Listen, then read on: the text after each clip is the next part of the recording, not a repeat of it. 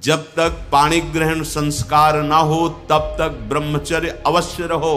यदि उस समय तक ब्रह्मचर्य नहीं रहते तो तुम गृहस्थी को ठीक से नहीं चला पाओगे, वास्तविक अच्छे गृहस्थ नहीं बन सकते हो।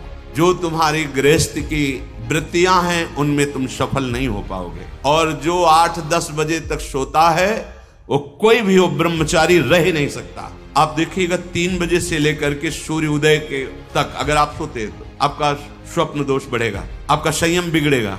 तो जैसे भजन आवश्यक है वैसे व्यायाम आवश्यक है, वैसे प्राणायाम आवश्यक है, वैसे आपको 2 किलोमीटर दौड़िए। 8 प्रकार के ये मैथुन है। पहला, जो हम देखते हैं उस पे सुधार करो, जो हम सुनते हैं उस पर देखो, कहीं हम ऐसी कोई बातें तो नहीं बोल रहे हैं जो काम उत्तेजना प्रकट कर दे। संकल्प भोग का बन गया तो क्रिया हो या ना हो आप ब्रह्मचर्य नहीं रह पाएंगे।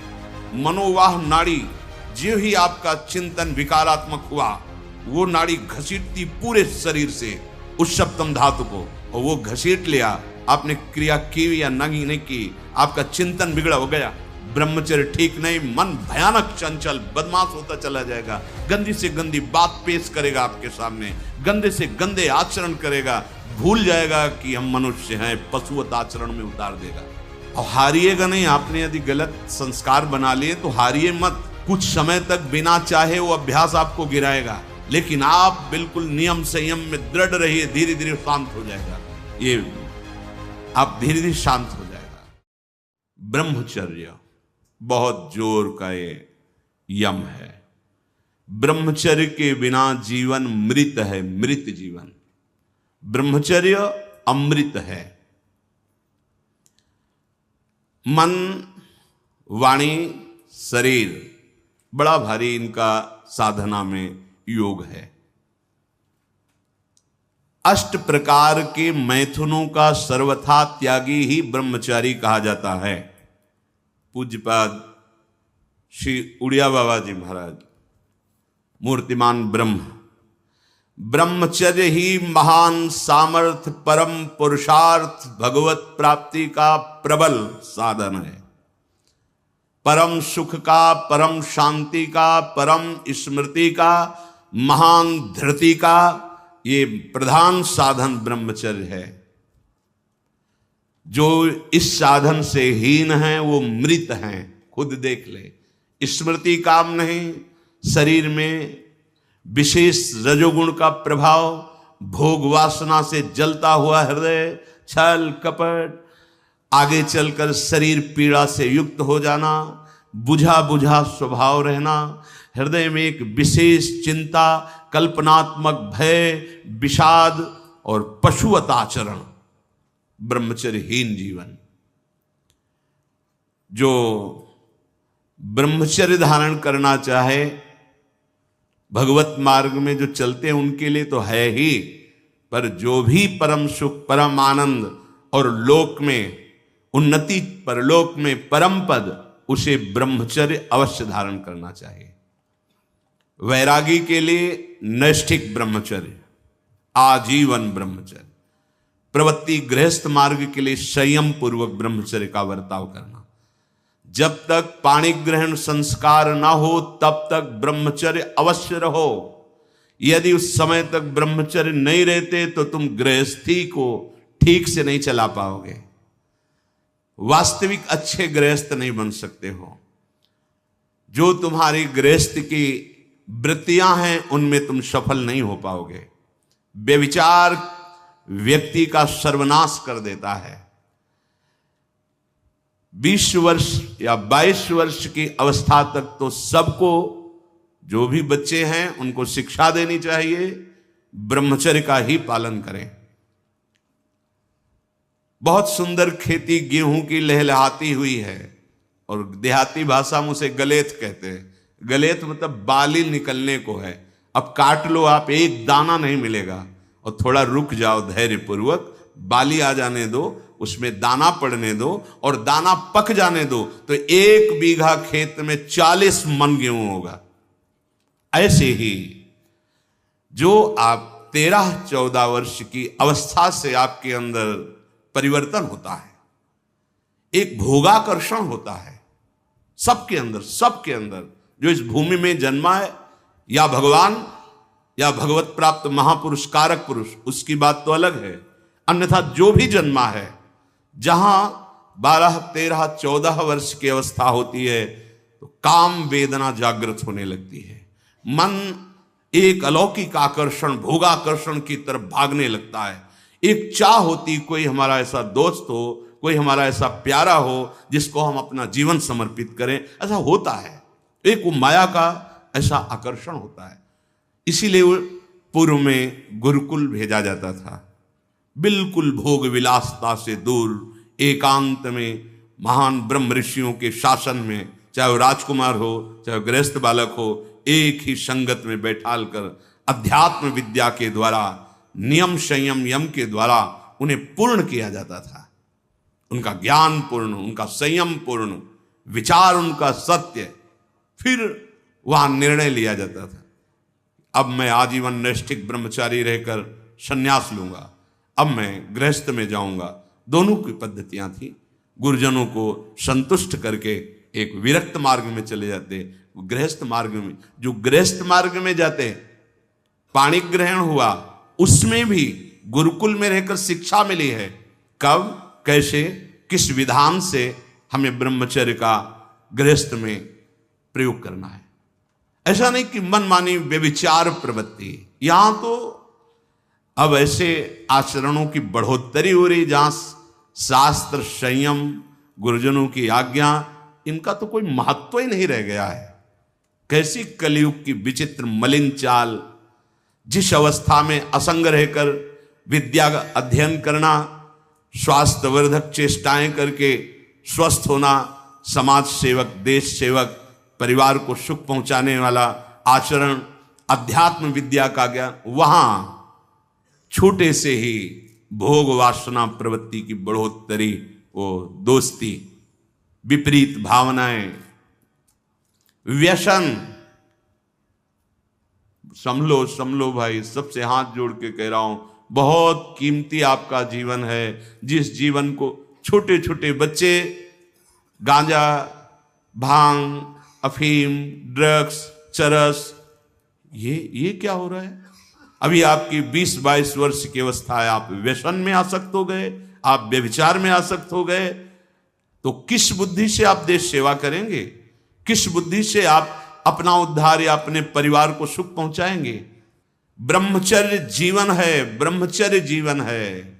ब्रह्मचर्यहीन जीवन मृत्यु है।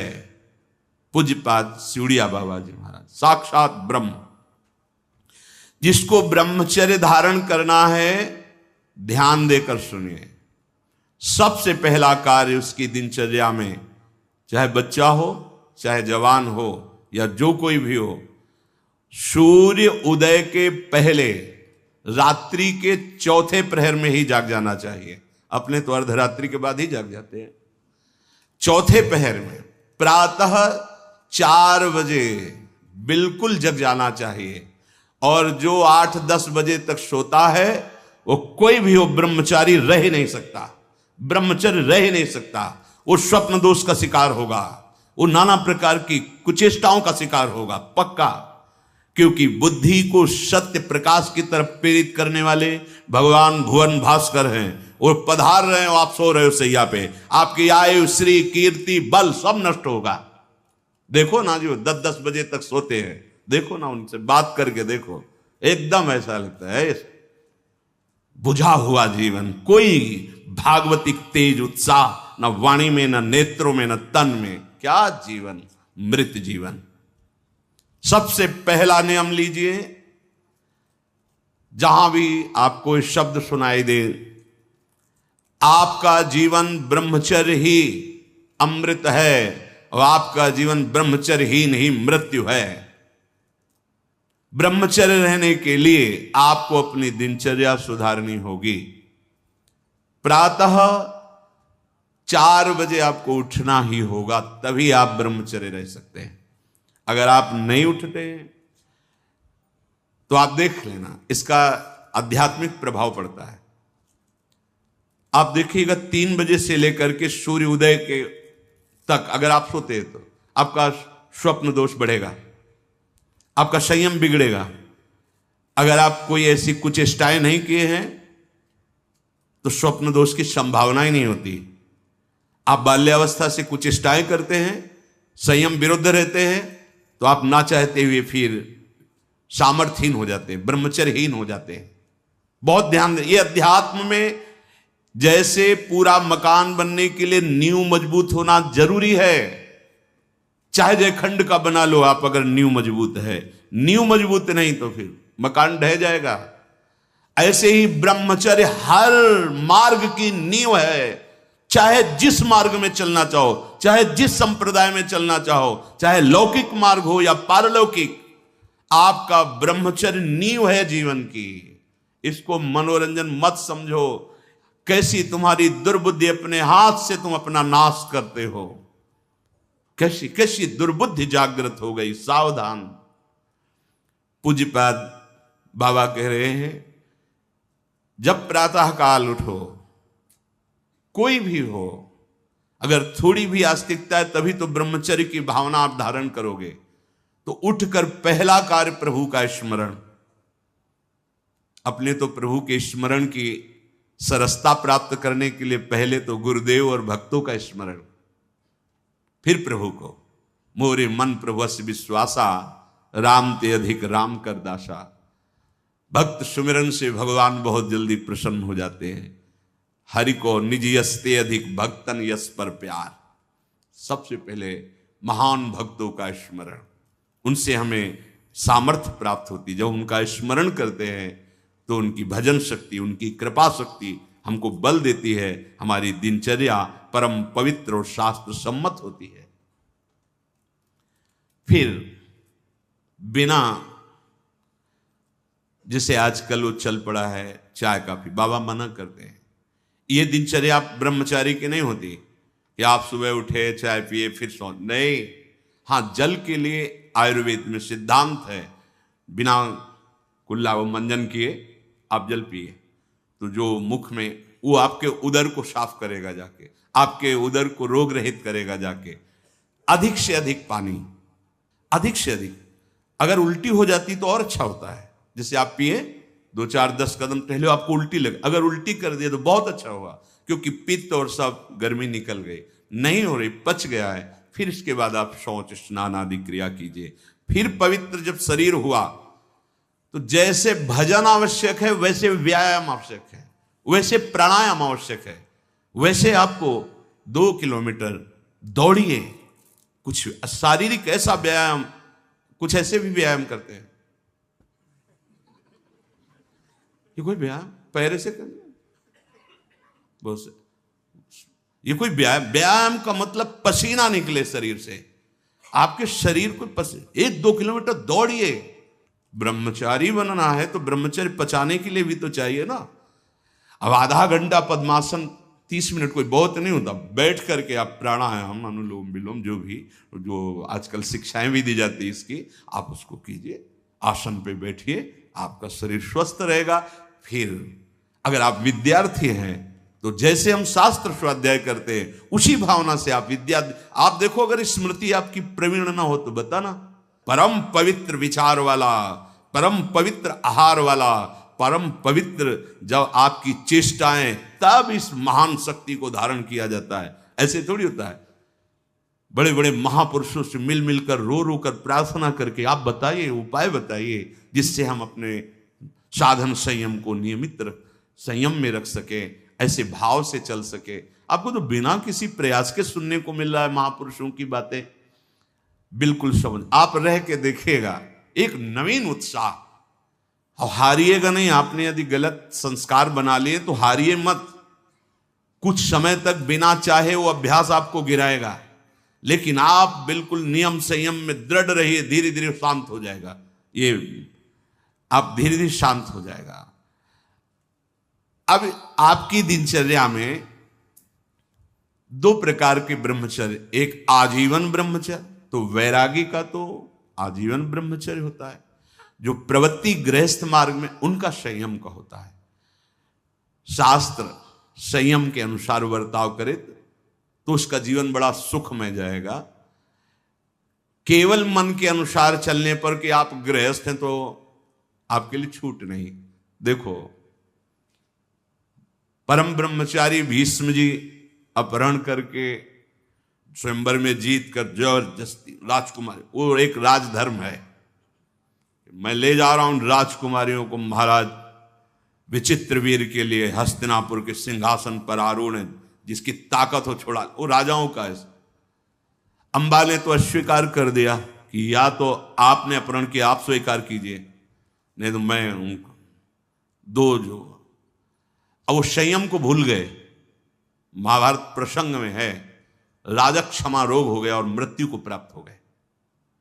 बहुत सावधानी, ऐसा नहीं कि आप गृहस्थ में हो तो आप, ये कोई आपके लिए धर्म नहीं है। धर्म संतानोत्पत्ति, भगवान की सृष्टि पूजा के लिए, वो भी संयम भगवत भाव में स्थित रहते हुए।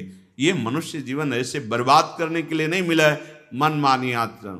यदि सत्संग नहीं सुनते, शास्त्र स्वाध्याय नहीं है, आस्तिकता नहीं है, तो चाहे स्त्री शरीर हो चाहे पुरुष शरीर हो, पशुता रहती है। क्या जीवन है?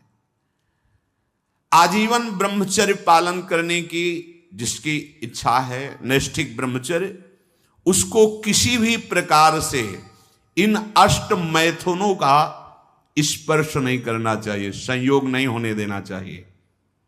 और जो गृहस्थ में भी, तो वो भी सावधान, पाणी ग्रहण जिससे किया है वो भी समय मर्यादा के अनुसार। अष्ट प्रकार के ये मैथुन है। पहला, जब हम कोई गंदी बातें सुनते हैं, गंदी बातें देखते हैं, तब हमारे अंदर गंदी बातों का चिंतन होता है, फिर संकल्प बनता है। पहला, जो हम देखते हैं उस पर सुधार करो, जो हम सुनते हैं उस पर देखो। कोई ऐसी बात तो नहीं सुन रहे जो हमारे अंदर काम जागृत कर दे, कोई ऐसा दृश्य तो नहीं देख रहे जो हमारे अंदर काम जागृत कर दे, कहीं हम ऐसी कोई बातें तो नहीं बोल रहे हैं जो काम उत्तेजना प्रकट कर दे। तीन बातें। पहला, ध्यान दीजिए, इसी से भोग संकल्प बनता है। पहला, भोग संकल्प त्यागी। वो बनता कैसे? प्रधान बात, आपको ऐसा कोई दृश्य नहीं देखना जिससे आपके अंदर कामोत्तेजना जागृत, इसका प्रभाव पड़ता है। अभी आप कोई ऐसी बात करुणा की सुने तो आपको रोना आ जाएगा, आप कोई ऐसा दृश्य देखें तो आपका हृदय पिघल जाएगा, आप वाणी से कोई ऐसी करुणा की बात कर आपको रोना आ जाएगा। अर्थात आपके देखने, सुनने और बोलने का प्रभाव हृदय पर पड़ता है। यदि आपका देखना, सुनना और बोलना गंदा है, गंदे का भाव आप समझ रहे होंगे, कामोत्तेजना बढ़ाना वाला है, बेकार की बातें केवल ब्रह्मचर्य की होंगी, तुम ब्रह्मचारी रह ही नहीं सकते। आप देखो गंदी बातें, सुनो गंदी बातें, बोलो गंदी बातें, और आप ब्रह्मचारी रह सको, सवाल ही नहीं उठता। जैसे आप गंदी बात देख रहे हैं, सुन रहे हैं, आप कोई चेष्टा नहीं कर रहे, तो भी आप ब्रह्मचारी नहीं रह पाओगे। वर्णन हुआ है शास्त्रों में, एक मनोवाह नाम की नाड़ी है पूरे शरीर में, ऐसा कहीं जैसे पित्त की थैली होती है, ऐसी कोई ब्रह्मचर्य वाली थैली नहीं है। ये यहां हुई, हर नस नाड़ी में वो व्याप्त है सप्तम धातु। मनोवाह नाड़ी, जो ही आपका चिंतन विकारात्मक हुआ, वो नाड़ी घसीटती पूरे शरीर से उस सप्तम धातु को, और वो घसीट लिया, आपने क्रिया की या नहीं की, आपका चिंतन बिगड़ा हो गया, वो किसी न किसी बहाने से लघु शंका में, स्वप्न में, कैसे भी बाहर हो जाएगा, वो नहीं रुकेगा। संकल्प रहित, भोग संकल्प रहित हृदय कब होगा? जब आपका देखना, सुनना और बोलना पवित्र होगा। बहुत सावधान। आज सावधान होना तो बहुत ही कठिन है, क्योंकि मोबाइल है। एक दृश्य देखा आज मिलने की, एक वैश्या किसी के साथ जंगल में ऐसे, उस दृश्य ने नीच आचरणों में फंसा दिया। एक दृश्य देखा, सौभरी ऋषि ने मछली की 50 राजकुमारियों से ब्याह किया जाके मानधाता की। दृश्य ही देखने मात्र से भ्रष्ट हो जाना होता है। फिर आप उसको तो सर्च करके इच्छा करके देख रहे हैं। हाथ जोड़कर प्रार्थना है, इस आग से बचो। ये आग तुम्हारे सुकृतों का नाश करके, तुम्हारी जीवनी शक्ति का नाश करके तुम्हें ऐसे चिंता, शोक, ऐसे दुख में फंसा देगी, फिर नहीं निकल पाओगे। त्यागात शांतिरनंतरम, भगवान ने कहा, भोग के बाद शांति नहीं, तृष्णा पैदा होती है। भोग के बाद शांति नहीं मिलती है। कुछ क्षण के लिए वो कामना का भोग किया इसलिए शांत लगता है, फिर उसके बाद जो उसकी तृष्णा पैदा होगी, वो तांडव देख रहे हो उस तृष्णा का, पशुवत आचरण। हम बातें बड़ी ऊंची ऊंची धर्म की करते हैं, लेकिन नींव नहीं है धर्म की। ये ब्रह्मचर्य पूर्ण जीवन के लिए अमृत पद है, चाहे गृहस्थी में हो, चाहे व्यापारी हो, चाहे किसान हो, चाहे, और विरक्त मार्ग का तो यही मुख्य ऐसा आधार है जिसके ऊपर वो विविध प्रकार की दैवी संपदा का अनुभव करता है। पहला है, जो आप देख रहे हैं, सुन रहे हैं, बोल रहे हैं, वो कामोत्तेजना वाला नहीं होना चाहिए, क्योंकि उससे आपके मन में संकल्प बनेगा। संकल्प भोग का बन गया तो क्रिया हो या ना हो, आप ब्रह्मचर्य नहीं रह पाएंगे। एक बार परमहंस स्वामी श्री ओंकारानंद सरस्वती जी महाराज, साक्षात मूर्तिमान ब्रह्म, नजफगढ़, कानपुर, गंगा के किनारे, बहुत ही ज्ञान संपन्न महापुरुष, तो हिम्मत करके पूछा गुरुजनों से, तो अपनी बात, महाराज जी, पूर्ण ब्रह्मचर्य रहने में कई ऐसे साधकों में परस्पर वार्ता को कहते हैं, स्वप्न दोष हो जाता है, तो हम कैसे अखंड ब्रह्मचारी माने जाएंगे। महाराज ने जो वचन बोले, यदि आप कोई कुचेष्टा नहीं करते और कुछ काल के बाद ऐसा होता है, आपने स्वप्न में भी कोई गंदे दृश्य या गंदी भावना नहीं देखी, स्वाभाविक आप जगे ऐसा, तो बोले जैसे उफान आती है किसी वस्तु में, वो वास्तविक जो ब्रह्मचर्य, जो संतानोत्पत्ति वाला, वो नहीं निकल पाएगा। उसके ऊपरी भाग का, उससे कोई हानि नहीं होती। यदि आपने कुछ चेष्टा पहले से अभ्यास की है और आपका स्वप्न में गलत संकल्प बन गया है, फिर वो वैसा माना जाएगा। इसलिए संकल्प का त्याग करे, कभी कुचेष्टा न करे। स्वाभाविक कभी खान पान बिगड़ गया या कभी स्वाभाविक ऐसे अधिक श्रम, अधिक थक जाने से ऐसा हुआ, तो बोले वो ब्रह्मचर्य खंडन नहीं माना जाता, ऐसा उन्होंने बताया। दूसरा, अब हम सामने तो आंख नहीं मिला रहे काम भाव से, लेकिन हम छुप करके किसी शरीर को देख रहे हैं। किसी शरीर का प्रयोग इसलिए किया कि चाहे जो साधक हो, जिस भावना का साधक हो, काम भाव से किसी भी शरीर को देखना, वो उसके लिए अष्टमैथुनों में आता है और वो ब्रह्मचर्य नहीं धारण कर पाएगा। भावनाएं हैं अलग अलग, काम भावना का अलग अलग आरोप शरीरों में किया गया है। समय परिवर्तन के साथ बुद्धि का परिवर्तन होता जाता है, कामनाओं का अलग रूप होता चला जाता है, जो हमने कभी शास्त्रों में नहीं पढ़ा वो देखने को मिल रहा है। किसी भी शरीर की तरफ छुपकर या किसी बहाने से काम भाव से देखना, अगर ऐसा देखते हैं तो आप अष्टमैथुनों के अंतर्गत है और आपका भाव बिगड़ जाएगा, आप संयम से नहीं रह पाएंगे। एक बार दृष्टि भूल से चली जाए उसे देखना नहीं कहते। जैसे आप मारो, अचानक दृष्टि गई, बस आप हटा लीजिए। जैसे यमुना स्नान करने गए, गंगा स्नान करने गए, यहां जहां सब परिवार के परिवार स्नान करते, अचानक दृष्टि गई है, अब दोबारा नहीं देखना। अगर दोबारा देख लिया तो अष्टमैथुन के अंतर्गत आता, वो आपका भाव बिगाड़ देगा। भूल से दृष्टि चली जाए, तत्काल उधर से दृष्टि हटा लें। किसी भी माता बहन को, जिसको जो गृहस्थ में पाणी ग्रहण किया वो अर्धांगिनी, इसके अलावा जहां भी दृष्टि जाए अपनी दृष्टि को सुधारना है। जैसे हम अपनी मां के पास रहते हैं तो क्या भाव, कोई गलत भाव थोड़ी आता।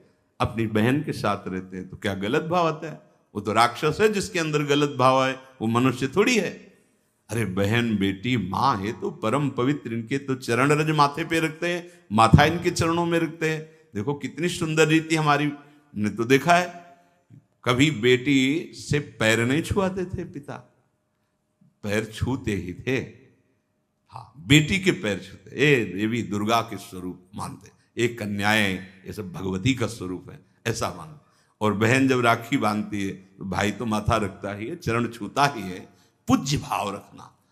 ऐसे ही जननी सम जान ही पर नारी, ये सब भगवती अम्बा की अंश स्वरूपा है। अपने लोग तो सब श्री जी की सखियां हैं, लाडली जी की दुलारी प्यारी सखियां हैं, अपने को ऐसा भाव। अगर हम स्त्री को, किसी भी स्त्री शरीर को देखकर भोग भावना करते हैं, हमारा पतन निश्चित है। कोई क्रिया हो या ना हो, यह चिंतन वाली बात है, ध्यान रखना। किसी भी माता बहन को भोग बुद्धि से, जैसे शास्त्रों में कहा गया नरकस्य नारी, बात है कि तुम्हारी भोग भावना जो नारी के प्रति है, यह नरक पहुंचा देगी।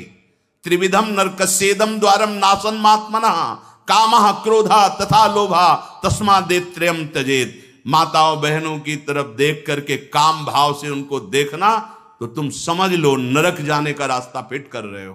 त्रिविधम नरकस्येदम, शास्त्रों ने तो जगदम्बा कहा है, शास्त्रों ने तो मां कहा है इनको। जननी सम जानो पर नारी, कहां जगत की जो वार्ता है वो कहां शास्त्र के विरुद्ध पहुंच रही।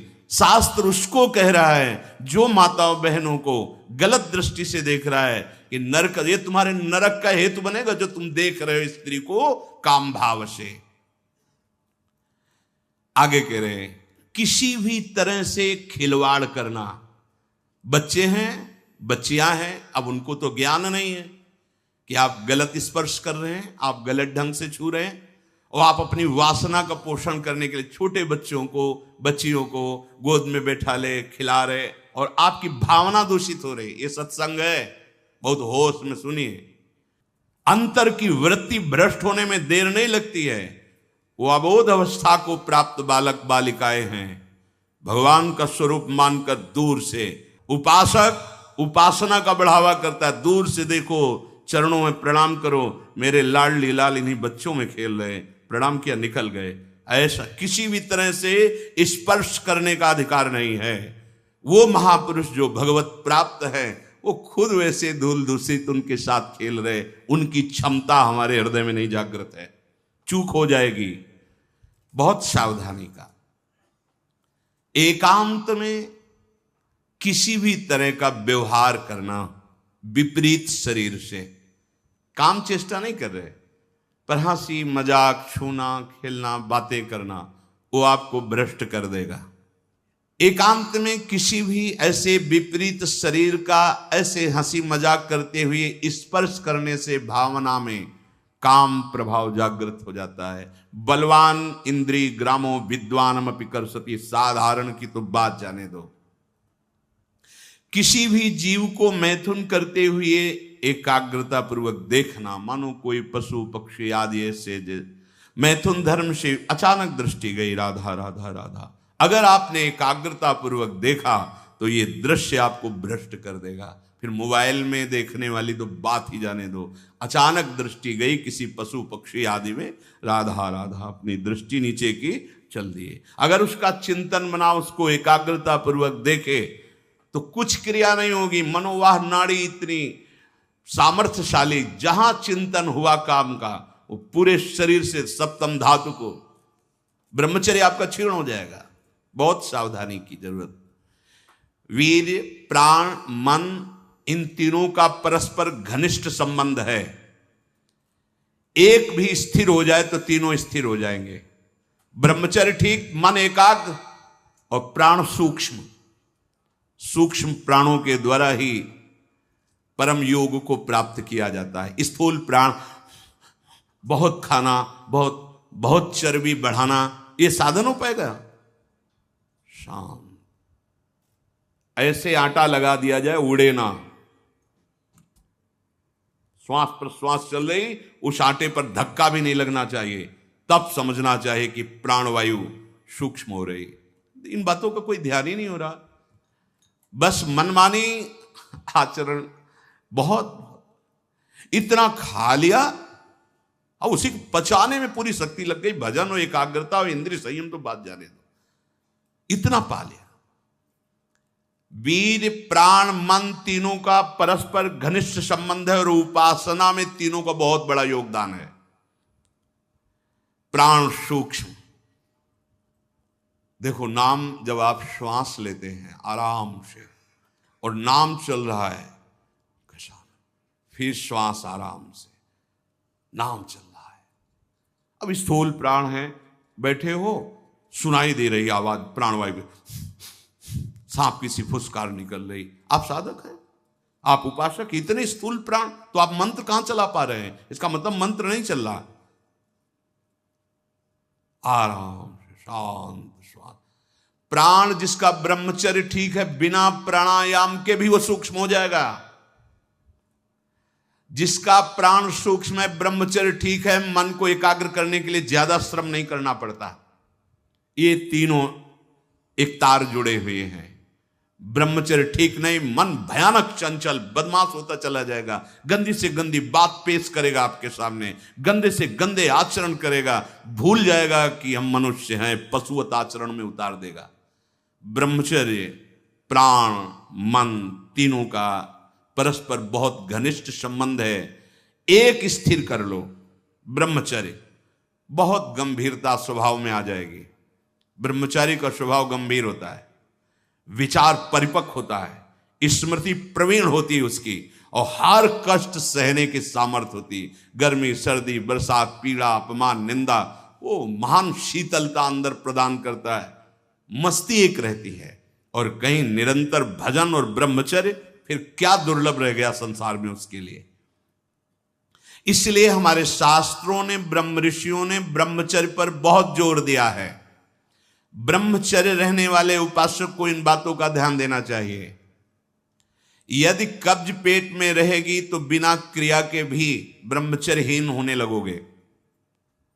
गर्मी बर्दाश्त नहीं ज्यादा, ये जितने नए पदार्थ पाने वाली लोलुपता है, ये सब ब्रह्मचर्य नाश करने वाली। ये जो आप जिसे पिज्जा कहते हैं, इसमें जो ऊपर लेप लगाए जाते हैं, जो बनता है वो गरिष्ठ है, बहुत गरिष्ठ है, पाचन तंत्रों पर भारी प्रभाव बनाकर एक कब्ज बनाने वाली चीजें।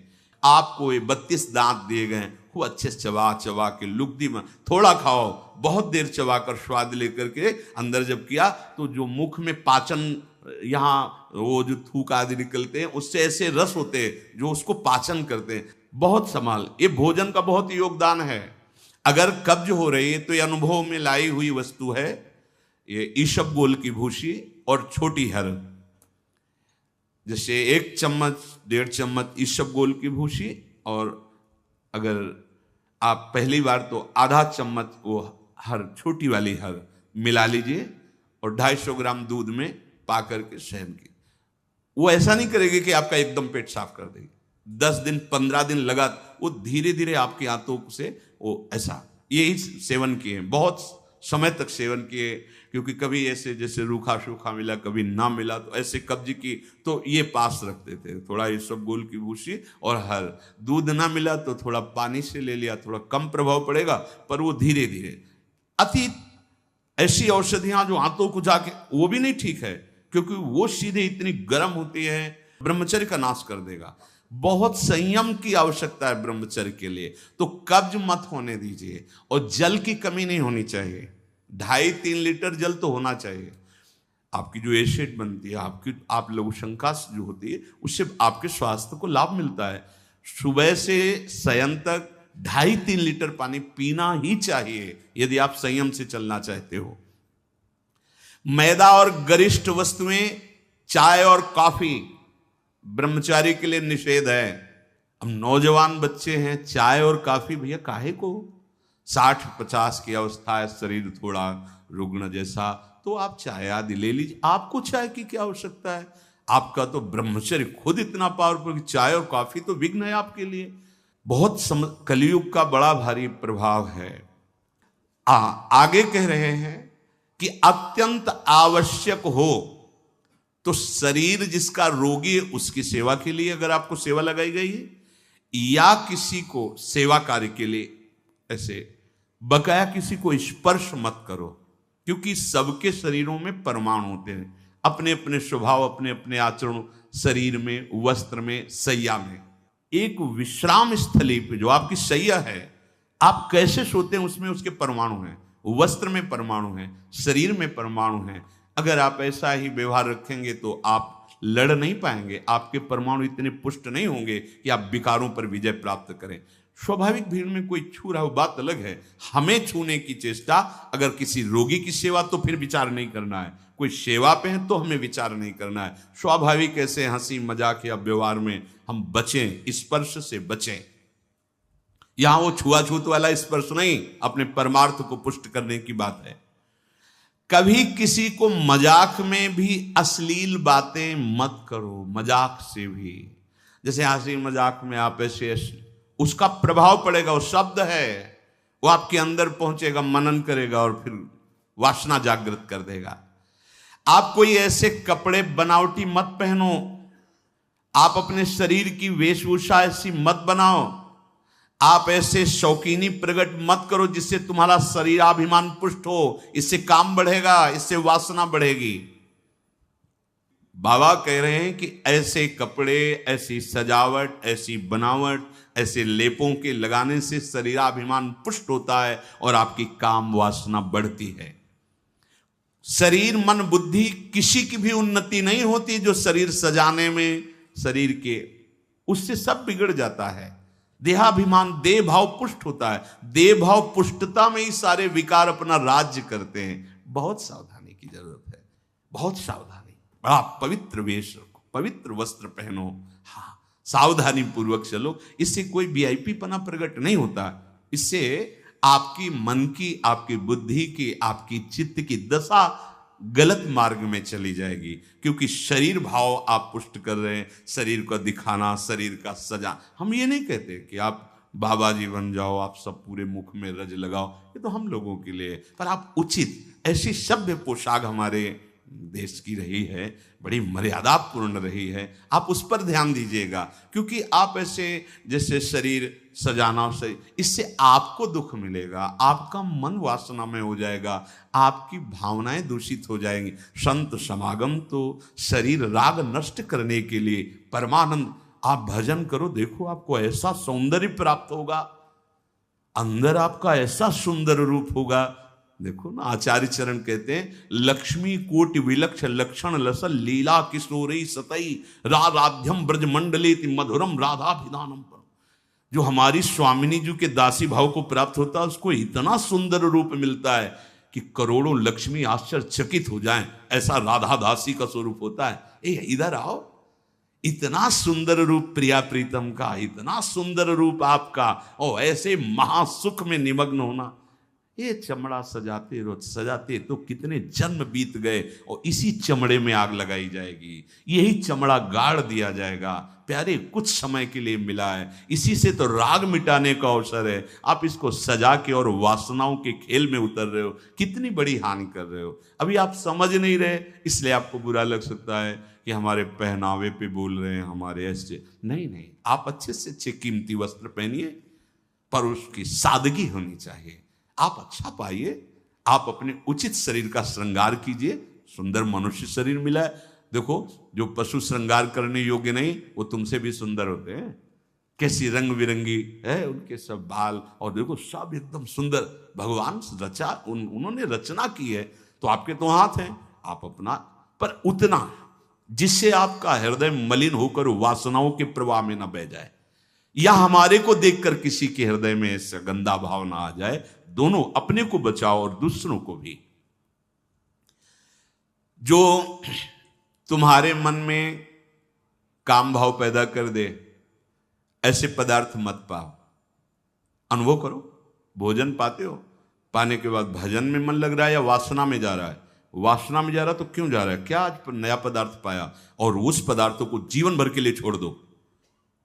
अनुभव करो, जब कभी किसी साधु को पवाना हो तो नाम कीर्तन करना, कोशिश करना कि आपका चिंतन भी भागवतिक हो, क्योंकि उसका प्रभाव पड़ता है। आप जो बनाते हैं उसका प्रभाव पड़ता है, एकदम शीशे की तरह अंतःकरण हो जाता है, एक एक बात दिखाई देती है।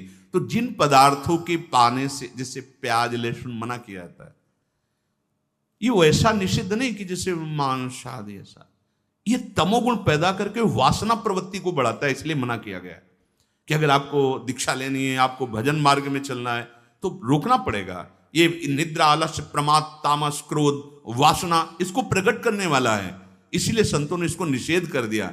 नहीं तो इसकी उपज बड़ी पवित्र सी, जैसे जहां आलू पैदा होती है वहीं पैदा होता है, भूमि में ही तो होता है, पर उसका प्रभाव, जैसे तुलसी के पत्ता पास में ही गांजे का पेड़, वो भी तो ऐसी जगह मिलेगा, लेकिन वो प्रभाव तमोगुण पैदा करके व्यसन हो गया। तुलसी जी परम पावन भगवत अनुराग बढ़ाने वाली बन गई। और कोई भी सुगंधित पदार्थ जब तक प्रसादी न हो तो शरीर में नहीं लगाना चाहिए, इसका प्रभाव पड़ता है, रजोगुण पैदा करके भोग वासना प्रकट करता है। श्री जी को अर्पित तो भक्ति हो गई हमारी श्री जी की श्री अंग की गंध है, या औषधि के लिए आप ले सकते हैं। नियमानुसार व्यायाम, भोजन उतना जो पच जाए। अगर आपको शाम टाइम लगता है कि खट्टी डकार आ रही, पचा नहीं, तो फिर बैठने की जरूरत नहीं, उपवास करो, दूसरे दिन पाना कोई मर थोड़ी